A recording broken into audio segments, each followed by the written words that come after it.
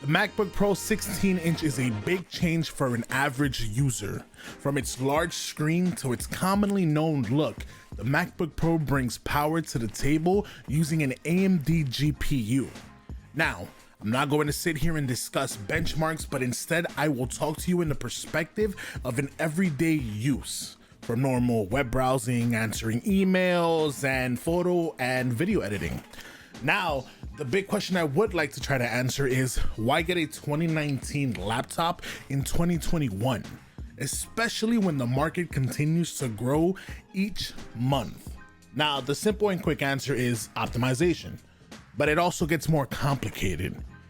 And the long answer, well, let's dive into my normal usage and my usual apps. So I usually do photo and video editing, projects, and my usual go-to programs all are part of the Adobe Premiere suite. So that means Lightroom, After Effects, Photoshop, and the base model MacBook Pro 16 can handle those programs with ease. Now, don't get me wrong. I do have moments in Premiere where I drop frames and have to render out some things before being able to fully play it back, and it's tough, but compare it to what I had, which was a 13-inch from 2015, well, I mean, I have no complaints. And as you can see, based off all the rendering and exporting, a 5-minute video on Premiere Pro takes exactly 10 minutes and 44 seconds to export. And the audio you're hearing now is coming from the actual computer itself. And this, well, this is the webcam. I know, I'm pretty. Now, the 2019 16-inch MacBook Pro brings a lovely Magic Keyboard, no function keys, but instead a touch bar, which honestly, I've been enjoying and using quite often. It also comes with a 100-watt lithium battery, which, if I'm not mistaken, it's the biggest battery allowed in airplanes. It also has 4 USB-C ports, so if you love dongles or docks, well, this is made for you. The touchpad, which if you've ever used a Mac, you would know Apple's touchpad is by far the best in the market. As the kids say nowadays, no cap. Of course, the cherry on top is that beautiful 16-inch Retina display with 500 nits of brightness.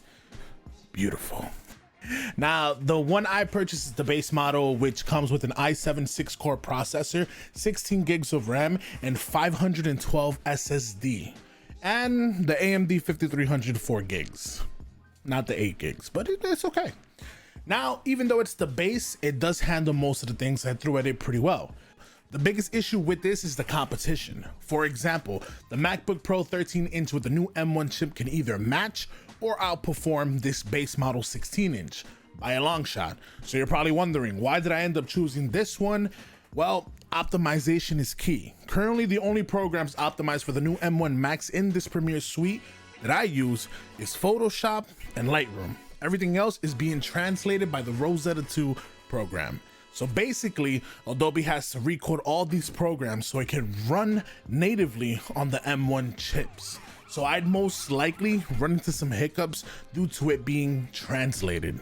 Now, on the other spectrum, if the app is natively running on the M1 chips, then it blows this 16-inch off the charts. But until then, I'm stuck using Intel-based computers. Not a bad thing, but it's a compromise. But this is how I see it. If you have the money to spec it out and the programs aren't updated for the M1, then this is actually a really intense laptop with potential to take on a lot of projects. Think of it this way. Before the M1 was released, these 16-inch models were the best power horse laptops. So if you need something now and something that's optimized, I'd say buy it. But, and this is a big but, if you can hold off, then I would have said, wait it out for now. Once all the developers catch up and Apple releases an updated version of the M1 chips, then this will most likely be the best bang for your buck. Anyways, hopefully this video gave you a bit of an insight. This is a struggle that I've been having lately, and I decided to make a video on it. If you guys enjoyed it, then hit that like button. It helps me know what content you guys are enjoying.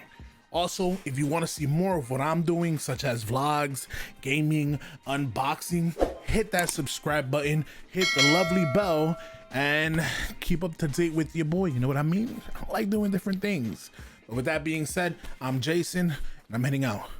Take it easy, yo.